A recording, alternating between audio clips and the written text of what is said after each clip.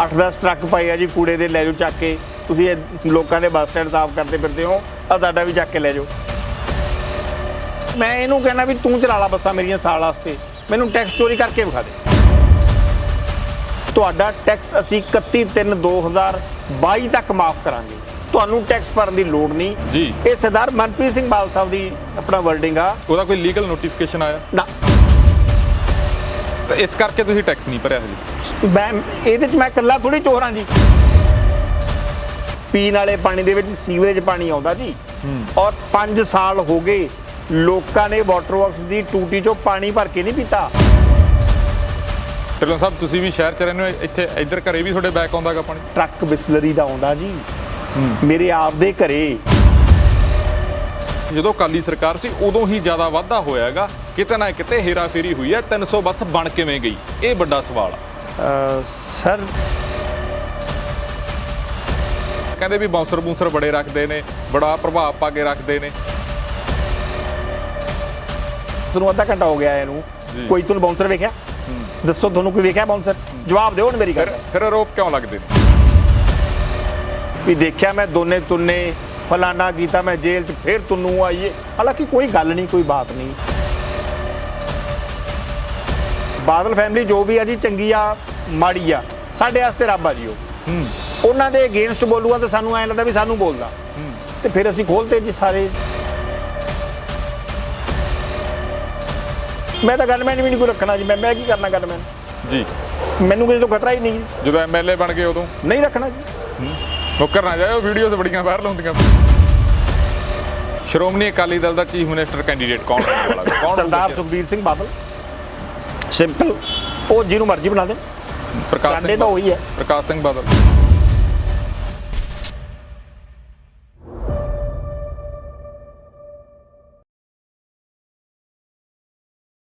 ਸਤਿ ਸ਼੍ਰੀ ਅਕਾਲ ਜੀ, ਤੁਸੀਂ ਦੇਖ ਰਹੇ ਹੋ ਆਰਐਮਪੀ ਟੈਲੀਵਿਜ਼ਨ। ਮੈਂ ਰਤਨਦੀਪ ਸਿੰਘ ਧਾਲੀਵਾਲ। ਪੰਜਾਬ ਦੇ ਜੇ ਸਿਆਸੀ ਮਾਹੌਲ ਦੀ ਅਸੀਂ ਗੱਲ ਕਰਦੇ ਹਾਂ, ਪੰਜਾਬ ਦਾ ਸਿਆਸੀ ਮਾਹੌਲ ਪੂਰੀ ਤਰ੍ਹਾਂ ਭਖ ਚੁੱਕਿਆ ਗਾ।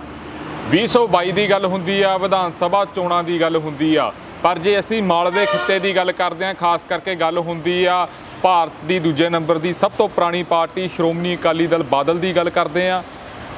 ਪਰ ਆਪਸੀ ਜਿਹੜਾ ਵਾਦ ਵਿਵਾਦ ਆ ਦੋ ਪਾਰਟੀਆਂ ਦਾ, ਖਾਸ ਕਰਕੇ ਕਾਂਗਰਸ ਦਾ, ਸ਼੍ਰੋਮਣੀ ਅਕਾਲੀ ਦਲ ਦਾ, ਜਾਂ ਸੀਟਾਂ ਦੇ ਉੱਤੇ ਇੱਕ ਦੂਜੇ ਦਾ ਜਿਹੜਾ ਟਕਰਾਅ ਗਾ, ਕਈ ਸੀਟਾਂ ਅਜਿਹੀਆਂ ਹੈਗੀਆਂ ਜਿਹੜੀਆਂ ਨੂੰ ਹੌਟ ਸੀਟਾਂ ਮੰਨਿਆ ਜਾਂਦਾ। ਉਹਨਾਂ ਦੇ ਵਿੱਚੋਂ ਇੱਕ ਸੀਟ ਆ ਗਿੱਦੜਬਾਹਾ, ਜਿੱਥੋਂ ਦੇ ਮੌਜੂਦਾ ਐਮਐਲਏ ਨੇ ਅਮਰਿੰਦਰ ਸਿੰਘ ਰਾਜਾ ਵੜਿੰਗ, ਹੁਣੇ ਟਰਾਂਸਪੋਰਟ ਮਿਨਿਸਟਰ ਵੀ ਬਣੇ ਨੇ। ਉਹਨਾਂ ਨੂੰ ਲੈ ਕੇ ਵੀ ਸਵਾਲ ਹੋਣਗੇ, ਖਾਸ ਕਰਕੇ ਗਿੱਦੜਬਾਹੇ ਦੇ ਵਿੱਚ ਜਿਹੜੇ ਪਿਛਲੇ 10 ਸਾਲ ਅਕਾਲੀ ਦਲ ਦੀ ਸਰਕਾਰ ਰਹੀ, ਉਦੋਂ ਕੀ ਵਿਕਾਸ ਕਾਰਜ ਹੋਏ, ਹੁਣ ਕੀ ਕਰਵਾ ਰਹੇ ਨੇ ਅਮਰਿੰਦਰ ਸਿੰਘ ਰਾਜਾ ਵੜਿੰਗ, ਉਸ ਨੂੰ ਲੈ ਕੇ ਵੀ ਸਵਾਲ ਹੋਣਗੇ। ਤੇ ਸਭ ਤੋਂ ਵੱਡਾ ਸਵਾਲ, ਜਦੋਂ ਦੇ ਟਰਾਂਸਪੋਰਟ ਮੰਤਰੀ ਬਣੇ ਨੇ, ਕਈ ਬੱਸਾਂ ਬੰਦ ਹੋ ਰਹੀਆਂ, ਤੇ ਉਹਦੇ ਵਿੱਚੋਂ ਸਭ ਤੋਂ ਵੱਡਾ ਨਾਮ ਆਉਂਦਾ ਗਾ ਡਿੰਪੀ ਢਿੱਲੋਂ, ਯਾਨੀ ਕਿ ਹਰਦੀਪ ਸਿੰਘ ਡਿੰਪੀ ਢਿੱਲੋਂ, ਜਿਨ੍ਹਾਂ ਦੀ ਨਿਊ ਦੀ ਬੱਸ ਚੱਲਦੀ ਆ। 300 ਦੇ ਕਰੀਬ ਬੱਸਾਂ ਗਈਆਂ। ਉਸ ਨੂੰ ਲੈ ਕੇ ਕਾਫੀ ਸਾਰੀਆਂ ਢਿੱਲੋਂ ਪਰਿਵਾਰ ਦੇ ਉੱਤੇ ਉਂਗਲਾਂ ਵੀ ਉੱਠਦੀਆਂ ਗਈਆਂ। ਉਹਨਾਂ ਨੂੰ ਲੈ ਕੇ ਸਵਾਲ ਜਵਾਬ ਕਰਾਂਗੇ ਅੱਜ। ਨਾਲ ਸਾਡੇ ਇਸ ਖਾਸ ਮੁਲਾਕਾਤ ਦੇ ਵਿੱਚ ਹੋਣਗੇ ਹਰਦੀਪ ਸਿੰਘ ਡਿੰਪੀ ਢਿੱਲੋਂ। ਢਿੱਲੋਂ ਸਾਹਿਬ, ਸਵਾਗਤ ਹੈ। ਸਤਿ ਸ਼੍ਰੀ ਅਕਾਲ ਸਰ। ਆਰਐਮਪੀ ਟੈਲੀਵਿਜ਼ਨ ਦੇ ਸਾਰੇ ਸਰੋਤਿਆਂ ਨੂੰ ਮੇਰੇ ਵੱਲੋਂ ਦੋਨੇ ਹੱਥ ਬੰਨ੍ਹ ਕੇ ਸਤਿ ਸ਼੍ਰੀ ਅਕਾਲ, ਫਤਿਹ ਅਰਜ਼ ਕਰਦਾ ਜੀ। ਵਾਹਿਗੁਰੂ ਜੀ ਕਾ ਖਾਲਸਾ, ਵਾਹਿਗੁਰੂ ਜੀ ਕੀ ਫਤਿਹ। ਜੀ ਸਰ। ਜੀ ਢਿੱਲੋਂ ਸਾਹਿਬ, ਸਭ ਤੋਂ ਪਹਿਲਾਂ ਤਾਂ ਇਹ ਸਵਾਲ ਆ, ਵਿਰੋਧੀ ਬੜਾ ਕਹਿੰਦੇ ਆ ਵੀ ਢਿੱਲੋਂ ਪਰਿਵਾਰ ਕੋਲੇ ਹਾਲਾਂਕਿ ਬਿਜ਼ਨਸ ਬੜਾ ਪੁਰਾਣਾ ਗਾ ਬੱਸਾਂ ਦਾ, ਪਰ ਜਿਹੜੀ ਇਹ 300 ਬੱਸ ਬਣ ਗਈ, ਇਹ ਪਿਛਲੀ 10 ਸਾਲਾਂ ਦੇ ਵਿੱਚ ਜਦੋਂ ਅਕਾਲੀ ਸਰਕਾਰ ਸੀ ਉਦੋਂ ਹੀ ਜ਼ਿਆਦਾ ਵਾਧਾ ਹੋਇਆ ਹੈਗਾ, ਕਿਤੇ ਨਾ ਕਿਤੇ ਹੇਰਾ ਫੇਰੀ ਹੋਈ ਹੈ। 300 ਬੱਸ ਬਣ ਕਿਵੇਂ ਗਈ, ਇਹ ਵੱਡਾ ਸਵਾਲ ਆ। ਸਰ, ਐਡਾ ਵੱਡਾ ਫਲੀਟ ਕਦੇ ਕੋਈ ਬੇਈਮਾਨੀ ਨਾਲ ਨਹੀਂ ਵਾਧਾ ਹੁੰਦਾ ਜੀ। ਜੀ। ਸਿੰਸ 1974 ਸਾਡੇ ਬਜ਼ੁਰਗ ਇਸ ਬਿਜ਼ਨਸ ਦੇ ਵਿੱਚ ਪਏ ਹੋਏ ਜੀ। ਕੋਈ ਅੱਜ ਕੱਲ੍ਹ ਨਹੀਂ, ਕੋਈ ਇਹ 10 ਸਾਲਾਂ 'ਚ ਨਹੀਂ ਐਡਾ ਵੱਡਾ ਅੰਪਾਇਰ ਅਸੀਂ ਖੜਾ ਕਰਤਾ। 74 ਦੇ ਮੇਰੇ ਬਜ਼ੁਰਗ ਲੱਗੇ ਹੋਏ ਆ, ਉਹਨਾਂ ਨੂੰ ਅੱਗੇ ਆ ਕੇ ਅਸੀਂ 83-84 ਦੇ ਵਿੱਚ ਫਿਰ ਮੈਂ ਜੁਆਇਨ ਕਰ ਲਿਆ ਆਫਟਰ ਅਰਾਊਂਡ 10 ਈਅਰਸ। ਫਿਰ ਮੇਰੇ ਬ੍ਰਦਰ ਨੇ 96-97 ਦੇ ਵਿੱਚ ਆ ਕੇ ਸਾਨੂੰ ਜੁਆਇਨ ਕੀਤਾ। ਇਹ ਐਡਾ ਵੱਡਾ ਫਲੀਟ, ਐਡਾ ਵੱਡਾ ਬਿਜ਼ਨਸ ਦਾ ਕਾਫਲਾ, ਇੱਕ ਇੱਕ ਕਰਕੇ ਬੂੰਦ ਬੂੰਦ ਨਾਲ ਅਸੀਂ ਘੜਾ ਭਰਿਆ। ਫਿਰ ਕਹਿੰਦੇ ਜੀ ਬੜੀ ਵੱਡੀ ਬੇਈਮਾਨੀ ਹੋਈ। ਸਾਡੇ ਕੋਲੇ ਤਾਂ ਕੋਈ ਸਰਕਾਰੀ ਅਹੁਦਾ ਵੀ ਨਹੀਂ ਰਿਹਾ, ਬੇਈਮਾਨੀ ਕਾਹਦੀ ਹੋਗੀ ਜੀ? ਜਾਂ ਤਾਂ ਕੋਈ ਅਸੀਂ ਕਿਸੇ ਬਹੁਤ ਵੱਡੇ ਸਰਕਾਰੀ ਅਹੁਦੇ 'ਤੇ ਰਹੇ ਹੋਈਏ, ਜਾਂ ਕੋਈ ਸਾਡੇ ਕੋਲੇ ਕੋਈ ਐਸੀ ਚੀਜ਼ ਹੋਵੇ ਸਰਕਾਰੀ ਜਿਸ ਦੇ ਵਿੱਚ ਅਸੀਂ ਕੋਈ ਘਪਲਾ ਕਰਕੇ ਬਣਾ ਲਈ ਹੋਵੇ ਫਿਰ ਵੀ ਅਸੀਂ ਮੰਨਦੇ ਹਾਂ। ਜੀ ਇਹ ਤਾਂ ਸਰ ਆਪਦੀ ਮਿਹਨਤ ਨਾਲ, ਆਪਦੇ ਦਿਮਾਗ ਨਾਲ ਤੇ ਜੀ। ਉਸ ਪਰਮਾਤਮਾ ਦੀ ਕਿਰਪਾ ਨਾਲ ਇਹ ਸਾਡਾ ਕਾਰੋਬਾਰ ਵਧਿਆ। ਇਹਦੇ 'ਚ ਕੋਈ ਬੇਈਮਾਨੀ ਨਾਲ ਨਹੀਂ ਵਧੇ। ਜੀ ਢਿੱਲੋਂ ਸਾਹਿਬ, ਚਾਹੇ ਅਹੁਦਾ ਨਹੀਂ ਰਿਹਾ ਪਰ ਸੁਖਬੀਰ ਸਿੰਘ ਬਾਦਲ ਦੇ ਬੜੇ ਕਰੀਬੀ ਆ ਪਰਿਵਾਰ, ਤਾਂ ਕਰਕੇ ਵੀ ਬੜੇ ਆਰੋਪ ਲੱਗਦੇ ਨੇ। ਨਹੀਂ, ਸੁਖਬੀਰ ਸਿੰਘ ਬਾਦਲ ਦੇ ਕਰੀਬੀ ਹੋਣ ਕਰਕੇ ਇਹਦਾ ਮਤਲਬ ਇਹ ਤਾਂ ਨਹੀਂ ਵੀ ਜੇ ਅਸੀਂ ਸੁਖਬੀਰ ਸਿੰਘ ਬਾਦਲ ਸਾਹਿਬ ਦੇ ਕਰੀਬੀ ਹਾਂ ਤਾਂ ਅਸੀਂ ਬੇਈਮਾਨ ਆ ਜੀ, ਅਸੀਂ ਚੋਰ ਆ। ਇਹ ਤਾਂ ਕੋਈ ਕੁਐਸਚਨ ਨਾ ਹੋਇਆ ਜੀ। ਸਾਰੀ ਦੁਨੀਆ ਹੀ ਕਰੀਬੀ ਆ, ਫਿਰ ਉਹ ਸਾਰੇ ਹੀ ਚੋਰ ਆ। ਸ਼੍ਰੋਮਣੀ ਅਕਾਲੀ ਦਲ ਦੇ ਵਿੱਚ ਲੱਖਾਂ ਦੀ ਤਾਦਾਦ ਦੇ ਵਿੱਚ ਅਹੁਦੇਦਾਰ ਆ ਜੀ, ਬਾਦਲ ਫੈਮਿਲੀ ਦੇ ਬੜੇ ਕਲੋਜ਼ ਆ ਜੀ, ਤੇ ਫਿਰ ਸਾਰੇ ਚੋਰ ਆ ਜੀ ਉਹ।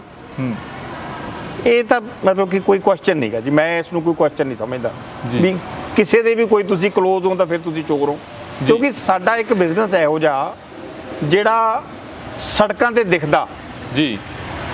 ਆਮ ਬਿਜ਼ਨਸ ਕੀ ਹੁੰਦੇ ਆ, ਆਮ ਕਾਰੋਬਾਰੀ ਕੀ ਹੁੰਦੇ ਆ, ਜਿਵੇਂ ਕੋਈ ਇੰਡਸਟਰੀਲਿਸਟ ਹੁੰਦੀ ਆ, ਉਹ ਚਾਰ ਦੀਵਾਰੀ ਦੇ ਵਿੱਚ ਹੁੰਦੇ ਆ ਜੀ, ਉਹ ਸਿਰਫ ਬੁੱਕਸ ਦੇ ਵਿੱਚ ਪਤਾ ਲੱਗਦਾ ਵੀ ਉਹਨਾਂ ਦਾ ਕਿੰਨਾ ਕਾਰੋਬਾਰ ਵੱਧ ਰਿਹਾ ਜੀ। ਸਾਡਾ ਬਿਜ਼ਨਸ ਇਹੋ ਜਿਹਾ ਵੀ ਜੇ ਇੱਕ ਬੱਸ ਵੀ ਵੱਧਦੀ ਹੈ ਤਾਂ ਹਰ ਬੰਦੇ ਨੂੰ ਦਿਖਦੀ ਆ, ਉਹ ਜੀ, ਲੋਕਾਂ ਨੂੰ ਦਿਖਦੀ ਆ। ਸਾਡੀ ਸਰਵਿਸ ਜਿਹੜੀ ਅਸੀਂ ਦਿੰਨੇ ਆ ਲੋਕਾਂ ਨੂੰ ਉਹ ਵੀ ਸਾਰੀ ਦਿਖਦੀ ਆ ਜੀ। ਇਸ ਕਰਕੇ ਅਸੀਂ ਥੋੜਾ ਜਿਹਾ ਜ਼ਿਆਦਾ ਲਾਈਮਲਾਈਟ ਦੇ ਵਿੱਚ ਆ ਗਏ, ਅਦਰਵਾਈਜ਼ ਐਸੀ ਕੋਈ ਗੱਲ ਨਹੀਂ ਜੀ ਕਾਰੋਬਾਰ ਵਾਲੀ। ਢਿੱਲੋਂ ਸਾਹਿਬ, ਜਿਹੜੀਆਂ ਹੁਣ ਨਵੇਂ ਟਰਾਂਸਪੋਰਟ ਮੰਤਰੀ ਬਣੇ ਨੇ ਅਮਰਿੰਦਰ ਸਿੰਘ ਰਾਜਾ ਵੜਿੰਗ, ਹਾਂਜੀ ਹਾਂਜੀ, ਤੁਹਾਡੇ ਇੱਥੋਂ ਦੂਜੇ ਪਾਸੇ ਖੜੇ ਵੀ ਹੁੰਦੇ ਨੇ ਕਾਂਗਰਸ ਪਾਰਟੀ ਵੱਲੋਂ, ਬਿਲਕੁਲ ਬੱਸਾਂ ਬੰਦ ਕੀਤੀਆਂ ਗਈਆਂ, ਕੀ ਕਾਰਨ ਮੰਨਦੇ ਹੋ? ਸੱਚੀ ਟੈਕਸ ਦੀ ਚੋਰੀ ਹੋਈ ਸੀ ਕਿ ਸਿਆਸੀ ਰੰਜਿਸ਼? ਟੋਟਲ ਸਿਆਸੀ ਰੰਜਿਸ਼। ਇੱਕ ਲਾਲ ਪੈਸਾ ਵੀ ਕਦੇ ਟੈਕਸ ਚੋਰੀ ਨਹੀਂ ਕੀਤਾ। ਔਰ ਮੈਂ ਇਹਨੂੰ ਕਹਿਣਾ ਵੀ ਤੂੰ ਚਲਾ ਲਾ ਬੱਸਾਂ ਮੇਰੀਆਂ ਸਾਲ ਵਾਸਤੇ, ਮੈਨੂੰ ਟੈਕਸ ਚੋਰੀ ਕਰਕੇ ਵਿਖਾ ਦੇ, ਬਾਕੀ ਤੁਸੀਂ ਛੱਡੋ। ਮੈਂ ਸਾਰਾ ਫਲੀਟ ਇਹਨੂੰ ਲਿਖ ਕੇ ਦੇ ਦੇਣਾ ਇੱਕ ਸਾਲ ਵਾਸਤੇ, ਮੈਨੂੰ ਟੈਕਸ ਚੋਰੀ ਕਰਕੇ ਵਿਖਾ ਦੇ ਜੀ। ਅਮਰਿੰਦਰ ਸਿੰਘ ਰਾਜਾ ਵੜਿੰਗ ਕਹਿੰਦੇ ਨੇ ਵੀ ਕੋਈ ਸਾਨੂੰ ਸਬੂਤ ਦੇਵੇ ਵੀ ਅਸੀਂ ਜਿਹੜੀਆਂ ਬੱਸਾਂ ਬੰਦ ਕੀਤੀਆਂ ਉਹ ਗਲਤ ਸੀਗੀਆਂ, ਕਾਗਜ਼ ਪੱਤਰ ਪੂਰੇ ਨਹੀਂ ਸੀਗੇ, ਟੈਕਸ ਨਹੀਂ ਭਰ ਰਹੇ, ਅਸੀਂ ਤਾਂ ਬੰਦ ਕੀਤੀਆਂ। ਸਬੂਤ ਦਿਓਗੇ? ਬਿਲਕੁਲ ਦੇਵਾਂਗੇ ਜੀ। ਟੈਕਸ ਇਹਨਾਂ ਦੀ ਗਵਰਨਮੈਂਟ ਦੇ ਵਿੱਚ, ਜਿਹੜਾ ਅਮਰਿੰਦਰ ਸਿੰਘ ਰਾਜਾ ਵੜਿੰਗ ਟੈਕਸ ਦੀ ਗੱਲ ਕਰਦਾ, ਇਹਨਾਂ ਦੀ ਗਵਰਨਮੈਂਟ ਦੇ ਵਿੱਚ, ਔਰ ਪਰਮਾਤਮਾ ਦੀ ਐਸੀ ਕਿਰਪਾ ਹੋਈ ਉਸ ਮੀਟਿੰਗ ਦੇ ਵਿੱਚ ਇਹ ਖੁਦ ਮੌਜੂਦ ਸੀ। ਇਹ ਦੇਖੋ ਤੁਸੀਂ, ਫਾਈਨੈਂਸ ਮਿਨਿਸਟਰ ਸਰਦਾਰ ਮਨਪ੍ਰੀਤ ਸਿੰਘ ਬਾਦਲ ਸਾਹਿਬ ਨਾਲ ਮੀਟਿੰਗ ਹੋਈ। ਮੈਂ ਇਹਨੂੰ ਓਪਨ ਚੈਲੰਜ ਕਰਦਾ, ਇਸ ਗੱਲ ਤੋਂ ਮੇਰੀ ਤੋਂ ਇਹ ਮੁੱਕਰ ਕੇ ਦਿਖਾਵੇ। ਸਾਰੇ ਆਪਰੇਟਰ ਅਸੀਂ ਮਿਲਣ ਗਏ, ਮੈਂ ਵੀ ਉਹਨਾਂ ਦੇ ਵਿੱਚ ਇੱਕ ਸੀ ਜੀ। ਫਾਈਨੈਂਸ ਮਿਨਿਸਟਰ ਸਾਹਿਬ ਨਾਲ ਸਾਡੀ ਮੀਟਿੰਗ ਹੋਈ ਜੀ ਇਸ ਸਾਲ ਦੇ ਸਟਾਰਟਿੰਗ ਦੇ ਵਿੱਚ, ਪੁਰਾਣੀ ਕੈਬਨਿਟ ਦੇ ਵਿੱਚ। ਹਾਂਜੀ, ਪੁਰਾਣੀ ਕੈਬਨਿਟ 'ਚ ਜੀ। ਕੈਪਟਨ ਸਾਹਿਬ ਨੇ ਉਹਨਾਂ ਦੀ ਡਿਊਟੀ ਲਾਈ ਸੀ। ਫਾਈਨੈਂਸ ਮਿਨਿਸਟਰ ਸਾਹਿਬ ਨੇ ਕੁਦਰਤੀ 22 ਦੀ ਵੀ ਇਹ ਉੱਥੇ ਆ ਗਿਆ ਜਿੱਥੇ ਮੀਟਿੰਗ ਚੱਲ ਰਹੀ ਸੀ, ਪੰਜਾਬ ਭਵਨ ਦੇ ਵਿੱਚ ਜੀ। ਇਹ ਇਸ ਤਰ੍ਹਾਂ ਸਾਈਡ ਤੇ ਬੈਠਾ ਸੀ ਕੁਰਸੀ ਡਾਈ ਜੀ। ਇਹਦੀ ਹਾਜ਼ਰੀ 'ਚ ਸਰਦਾਰ ਮਨਪ੍ਰੀਤ ਸਿੰਘ ਬਾਦਲ ਸਾਹਿਬ ਨੇ ਪ੍ਰੋਮਿਸ ਕੀਤਾ ਸੀਐਮ ਸਾਹਿਬ ਦਾ ਵੇਰਵਾ ਦੇ ਕੇ ਵੀ ਮੇਰੀ ਸੀਐਮ ਸਾਹਿਬ ਨੇ ਡਿਊਟੀ ਲਾਈ ਆ ਜੀ, ਤੁਹਾਡੇ ਨਾਲ ਆਪਣਾ ਬੜੀ ਜ਼ਾਤੀ ਹੋਈ ਆ, ਤੁਹਾਡੇ ਨਾਲ ਅਸੀਂ ਇਨਸਾਫ ਕਰਾਂਗੇ, ਤੁਹਾਡਾ ਟੈਕਸ ਅਸੀਂ 31/3/2022 ਤੱਕ ਮਾਫ ਕਰਾਂਗੇ, ਤੁਹਾਨੂੰ ਟੈਕਸ ਭਰਨ ਦੀ ਲੋੜ ਨਹੀਂ। ਮੈਨੂੰ ਪਤਾ ਟਰਾਂਸਪੋਰਟ ਸੈਕਟਰ ਬੜਾ ਹੀ ਘਾਟੇ 'ਚ ਗਿਆ ਤੇ ਮੈਂ ਤਾਂ ਹੈਰਾਨ ਆ ਵੀ ਤੁਸੀਂ ਸਰਵਾਈਵ ਕਿਵੇਂ ਕਰ ਰਹੇ ਹੋ ਜੀ। ਇਹ ਸਰਦਾਰ ਮਨਪ੍ਰੀਤ ਸਿੰਘ ਬਾਦਲ ਸਾਹਿਬ ਦੀ ਆਪਣਾ ਵਰਡਿੰਗ ਆ। ਜਦੋਂ ਅਸੀਂ ਇੱਕ ਵਫਦ ਲੈ ਕੇ ਸਾਰੇ ਟਰਾਂਸਪੋਰਟ ਆਪਰੇਟਰ ਉਹਨਾਂ ਨੂੰ ਮਿਲੇ ਸੀ ਜੀ, ਇਹ ਵੀ ਨਾਲ ਬੈਠਾ ਸੀ ਸਾਈਡ ਤੇ, ਉਹਨਾਂ ਨੇ ਸਾਨੂੰ ਕਿਹਾ ਸੀ ਵੀ ਤੁਹਾਨੂੰ ਮੈਂ ਰਾਹਤ ਦਵਾਉਂਗਾ, ਇਹ ਮੇਰੀ ਜ਼ਿੰਮੇਵਾਰੀ ਹੈ। ਉਹਦਾ ਕੋਈ ਲੀਗਲ ਨੋਟੀਫਿਕੇਸ਼ਨ ਆਇਆ? ਨਾ, ਨਥਿੰਗ ਡੂਇੰਗ। ਫਿਰ ਤਾਂ ਇਸ ਕਰਕੇ ਤੁਸੀਂ ਟੈਕਸ ਨਹੀਂ ਭਰਿਆ ਹਜੇ? ਮੈਂ ਇਹਦੇ 'ਚ ਮੈਂ ਇਕੱਲਾ ਥੋੜੀ ਚੋਰ ਹਾਂ ਜੀ, ਇਹ ਸਾਰੀ ਦੁਨੀਆ ਨੇ ਨਹੀਂ ਭਰਿਆ। ਪੰਜਾਬ ਦੇ ਵਿੱਚ ਮੈਨੂੰ ਇੱਕ ਸਿੰਗਲ ਆਪਰੇਟਰ, ਇਹਨੂੰ ਕਹੋ ਵੀ ਮੈਨੂੰ ਫੜ ਦੇ, ਇੱਕ ਸਿੰਗਲ ਆਪਰੇਟਰ ਜਿਹਨੇ ਭਰਿਆ ਹੋਵੇ, ਇੱਕ ਵੀ ਸਿੰਗਲ ਆਪਰੇਟਰ, ਮੈਂ ਚੋਰ ਹਾਂ। ਉਹ ਤਾਂ ਕਹਿ ਰਹੇ ਨੇ ਜਦੋਂ ਦੇ ਅਸੀਂ ਟਰਾਂਸਪੋਰਟ ਮੰਤਰੀ ਬਣੇ ਉਹਨਾਂ ਨੇ ਰਿਪੋਰਟ ਕਾਰਡ ਵੀ ਦਿੱਤਾ, 21-22 ਦਿਨਾਂ ਦਾ ਵੀ ਮੁਨਾਫਾ ਹੀ ਬੜਾ ਹੋਣ ਲੱਗ ਗਿਆ। ਜਦੋਂ ਬੱਸਾਂ ਦਾ 300 ਫੜ ਕੇ ਅੰਦਰ ਦੇ ਦੀ ਤੇ ਫਿਰ ਆਬਵੀਅਸਲੀ ਪ੍ਰੋਫਿਟ ਤਾਂ ਹੋਊਗਾ ਹੀ ਜੀ। 300 ਬੱਸ ਫੜ ਕੇ ਆਪਰੇਟਰ ਦੀ ਕਿਸੇ ਦੀ ਤੁਸੀਂ ਅੰਦਰ ਦੇ ਦਿਓਗੇ, ਇੱਕ ਅਦਾਰਾ ਹੀ ਬੰਦ ਹੋ ਜਾਊਗਾ ਜੀ। ਆਬਵੀਅਸਲੀ ਪ੍ਰੋਫਿਟ ਤਾਂ ਰੋਡਵੇਜ਼ ਨੂੰ ਹੀ ਹੋਊਗਾ ਜੀ, ਹੋਰ ਕਿਹਨੂੰ ਹੋਊਗਾ ਪ੍ਰੋਫਿਟ? ਡਿੰਪੀ ਜੀ, ਜਦੋਂ ਨੋਟੀਫਿਕੇਸ਼ਨ ਹੀ ਜਾਰੀ ਹੋਇਆ ਹੁਣ ਤਾਂ ਫਿਰ ਟੈਕਸ ਭਰਨਾ ਚਾਹੀਦਾ, ਇਸ ਗੱਲ ਨਾਲ ਤੁਸੀਂ ਕਿਵੇਂ ਦੇਖਦੇ ਹੋ? ਸਰ, ਤੁਹਾਡੀ ਗੱਲ ਬਿਲਕੁਲ ਜਾਇਜ਼ ਆ, ਟੈਕਸ ਭਰਨਾ ਚਾਹੀਦਾ ਔਰ ਜੋ ਸਰਕਾਰ ਸਾਨੂੰ ਹੁਕਮ ਲਾਊਗੀ ਅਸੀਂ ਭਰਾਂਗੇ। ਪਰ ਹਾਲਾਤ ਇਹੋ ਜਿਹੇ ਚੱਲ ਰਹੇ ਆ ਅੱਜ ਦੀ ਘੜੀ ਵੀ। ਤੁਸੀਂ ਮੈਨੂੰ ਇੱਕ ਚੀਜ਼ ਦੱਸੋ ਜੀ, 50% ਅਸੀਂ ਪੈਸੇਂਜਰਸ ਦੀ ਆਕੂਪੈਂਸੀ ਅਸੀਂ ਪ੍ਰਵੇਲ ਕਰ ਸਕਦੇ ਹਾਂ ਅੱਜ ਦੀ ਘੜੀ ਵੀ ਜੀ। 50% ਟੈਕਸ ਸਾਥੋਂ ਮੰਤਰੀ ਜੀ 100% ਮੰਗ ਰਹੇ ਆ। How it is possible? ਅਸੀਂ ਆਪਦਾ ਕੇਸ ਕੋਰਟ ਦੇ ਵਿੱਚ ਫਾਈਟ ਕਰਾਂਗੇ, ਹਾਈ ਕੋਰਟ ਦੇ ਵਿੱਚ ਜਾਵਾਂਗੇ, ਅਪੀਲ ਕੀਤੀ ਵੀ ਆ। ਅਗਰ ਹਾਈ ਕੋਰਟ ਨੇ ਸਾਨੂੰ ਕਹਿੰਦਾ ਨਹੀਂ ਤੁਹਾਨੂੰ ਟੈਕਸ ਭਰਨਾ ਪੈਣਾ, ਵੀਲ ਪੇ।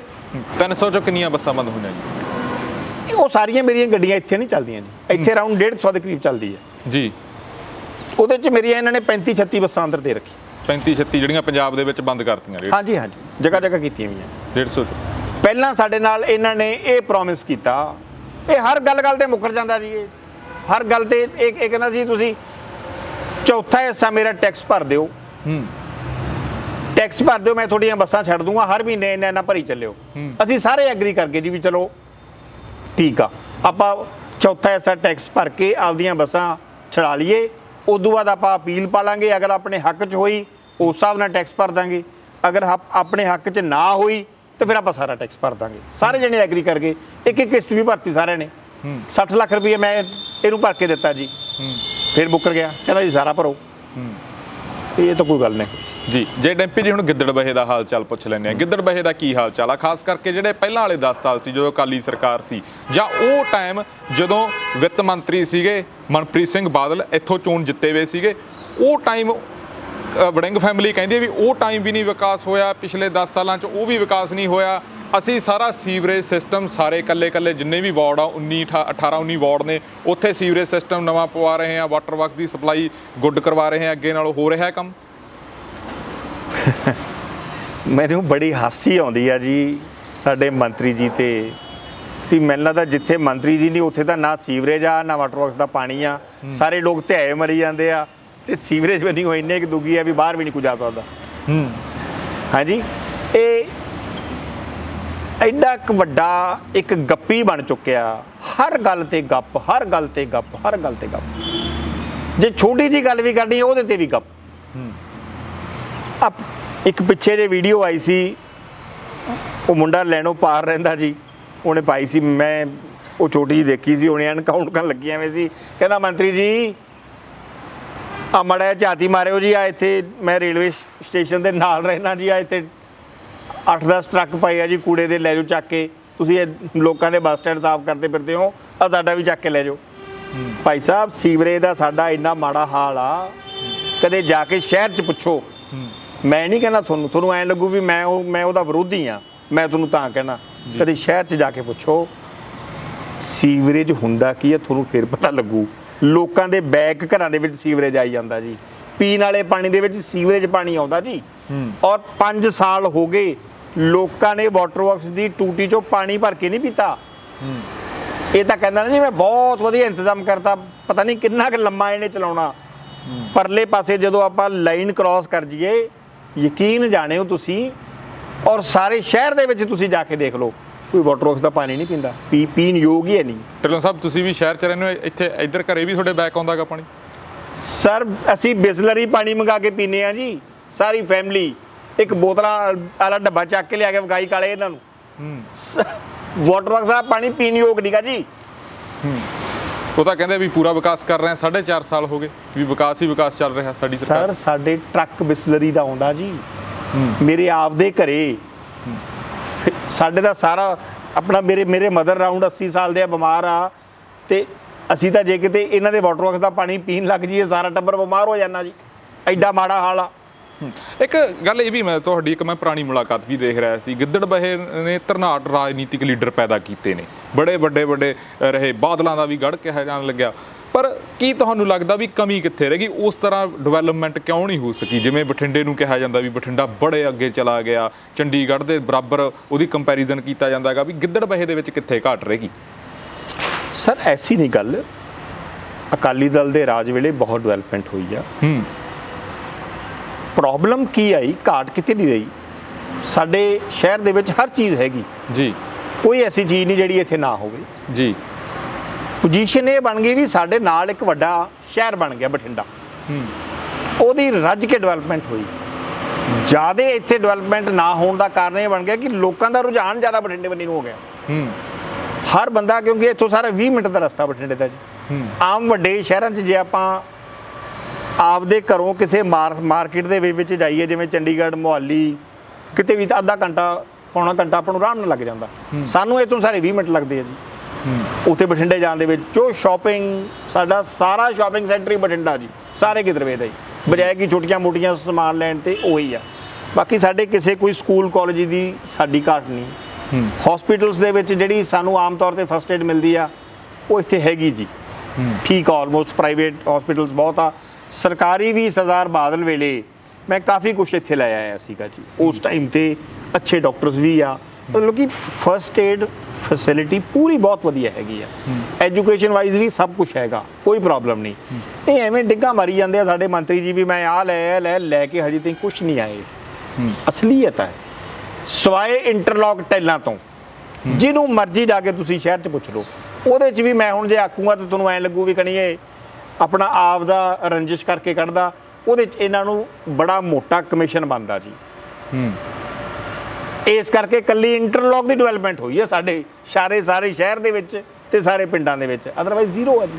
ਉਹ ਤਾਂ ਕਹਿੰਦੇ ਵੀ ਪਹਿਲਾਂ ਇੱਥੇ ਜਿਹੜਾ ਸਰਕਾਰੀ ਹਸਪਤਾਲ ਸੀ ਉੱਥੇ ਕਬੂਤਰ ਬੋਲਦੇ ਹੁੰਦੇ ਸੀਗੇ, ਪਰ ਹੁਣ ਸਾਰੇ ਡਾਕਟਰ ਆ ਗਏ ਆ, ਫ੍ਰੀ ਗੋਡੇ ਵੀ ਪੈਂਦੇ ਇੱਥੋਂ ਤੱਕ ਵੀ। ਤੁਸੀਂ ਡਾਕਟਰਸ ਨੂੰ ਜਾ ਕੇ ਪੁੱਛੋ, ਮੈਂ ਨਹੀਂ ਕਹਿੰਦਾ ਤੁਹਾਨੂੰ ਵੀ ਤੁਸੀਂ ਮੇਰੀ ਗੱਲ ਤੇ ਤੁਸੀਂ ਆਪਣਾ ਯਕੀਨ ਕਰੋ।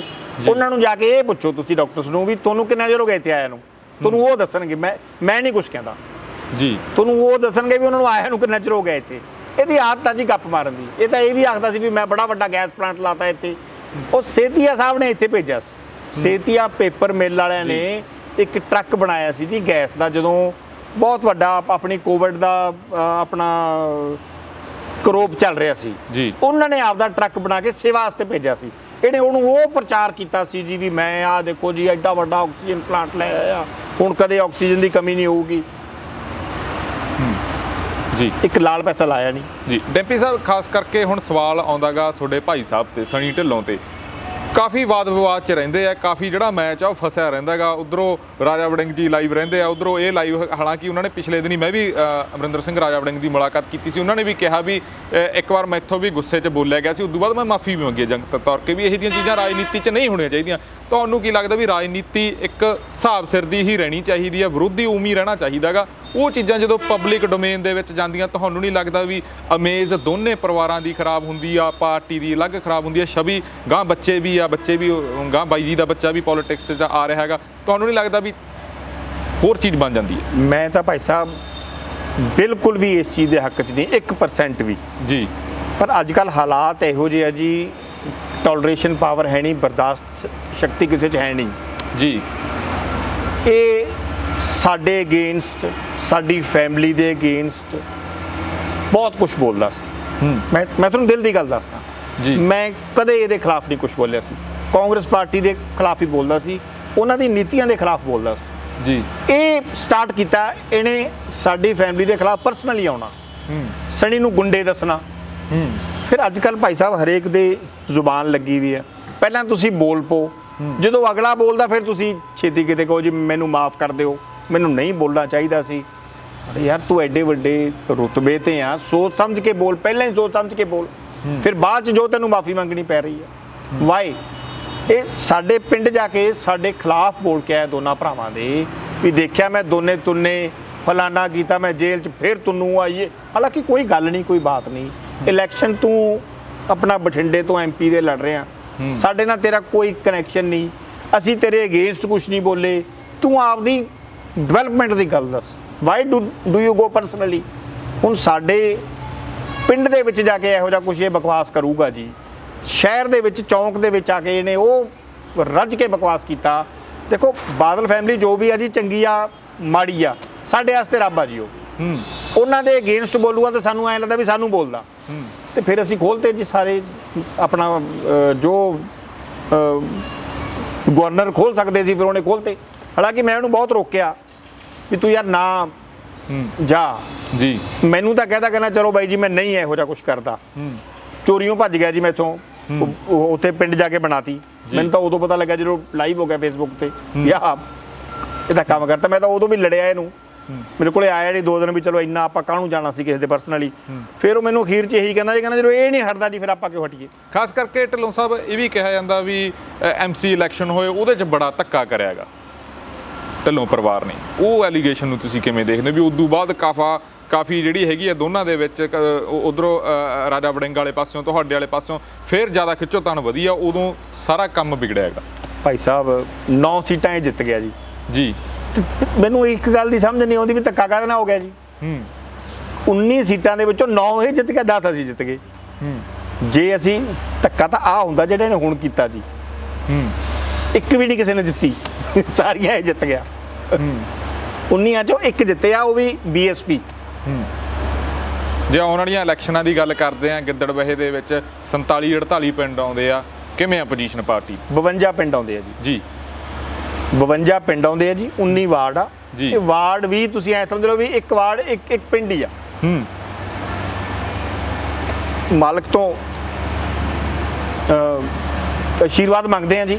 ਜੀ ਜੋ ਇਹਨੇ ਜਾਤੀਆਂ ਕੀਤੀਆਂ, ਜੋ ਇਹਨੇ ਧੱਕੇ ਕੀਤੇ ਆ ਲੋਕਾਂ ਨਾਲ ਕੀਤੇ ਆ, ਜਵਾਬ ਮਿਲੂਗਾ ਜੀ ਇਹਨੂੰ ਜੀ। 100% ਮਿਲੂਗਾ ਜੀ। ਜਿਹੜੀ ਅਗਲੀ ਪੀੜ੍ਹੀ ਆ, ਖਾਸ ਕਰਕੇ ਅਬੇ ਢਿੱਲੋਂ ਦੀ ਗੱਲ ਹੁੰਦੀ ਹੈ, ਸੁਖਬੀਰ ਸਿੰਘ ਬਾਦਲ ਨੇ ਵੀ ਥਾਪੜਾ ਦੇਤਾ, ਜਲਦੀ ਉਹ ਵੀ ਦੇਖਣਗੇ ਸਿਆਸਤ ਦੇ ਵਿੱਚ? ਨਹੀਂ, ਹਜੇ ਬਹੁਤ ਛੋਟਾ ਜੀ ਉਹ। ਹਾਂ, ਹਜੇ ਤਾਂ ਉਹਦੀ ਸਾਰੀ 21 ਸਾਲ ਦੀ ਉਮਰ ਆ ਜੀ, 21-22 ਸਾਲ ਦੀ। ਹਜੇ ਤਾਂ ਸਿਰਫ ਮੇਰੀ ਮਦਦ ਕਰ ਰਿਹਾ ਜੀ ਉਹ। ਪਰ ਐਕਟਿਵ ਜ਼ਿਆਦਾ ਹੋਣ ਕਰਕੇ ਉਹਨੂੰ ਐਂ ਲੱਗਦਾ ਵੀ ਇਹ ਜਲਦੀ ਪੋਲਿਟਿਕਸ 'ਚ ਆ ਜਾਊਗਾ। ਬਟ ਐਕਚੁਅਲੀ ਉਹਦੀ ਪੜ੍ਹਾਈ ਚੱਲ ਰਹੀ ਹੈ ਜੀ ਲੰਡਨ ਦੇ ਵਿੱਚ, ਤੇ ਮੇਰੇ ਇਲੈਕਸ਼ਨਸ ਤੋਂ ਬਾਅਦ ਇਹਨੂੰ ਵਾਪਸ ਭੇਜ ਦਾਂਗੇ ਜੀ। ਪੜ੍ਹਾਈ ਆਪਦੀ ਤਾਲੀਮ ਪੂਰੀ ਕਰਕੇ ਅਪ ਟੂ ਡੇਟ ਹੋ ਕੇ ਫਿਰ ਵਾਪਸ ਉਹਨੂੰ ਅਸੀਂ, ਫਿਰ ਉਹਦੀ ਇੱਛਾ ਜੀ ਅਗਰ ਉਹਨੇ ਸਿਆਸਤ ਜੁਆਇਨ ਕਰਨੀ ਆ, ਮੋਸਟ ਵੈਲਕਮ। ਤੇ ਨਹੀਂ, ਹਜੇ ਸਾਨੂੰ ਕੀ ਹੋਇਆ ਜੀ, ਅਸੀਂ ਪੂਰੇ ਫਿੱਟ ਪਏ ਆ ਜੀ। 20-25 ਸਾਲ ਤਾਂ ਹਜੇ ਕਰਾਂਗੇ ਜੀ। ਸ਼੍ਰੋਮਣੀ ਅਕਾਲੀ ਦਲ ਦਾ ਚੀਫ ਮਿਨਿਸਟਰ ਕੈਂਡੀਡੇਟ ਕੌਣ ਹੋਣ ਵਾਲਾ ਹੈ? ਕੌਣ? ਸਰਦਾਰ ਸੁਖਬੀਰ ਸਿੰਘ ਬਾਦਲ। ਸਿੰਪਲ, ਉਹ ਜਿਹਨੂੰ ਮਰਜ਼ੀ ਬਣਾ ਦੇ, ਸਾਡੇ ਤਾਂ ਉਹੀ ਹੈ। ਪ੍ਰਕਾਸ਼ ਸਿੰਘ ਬਾਦਲ ਉਦੋਂ ਚੰਗੀ ਗੱਲ ਹੈ ਜੀ।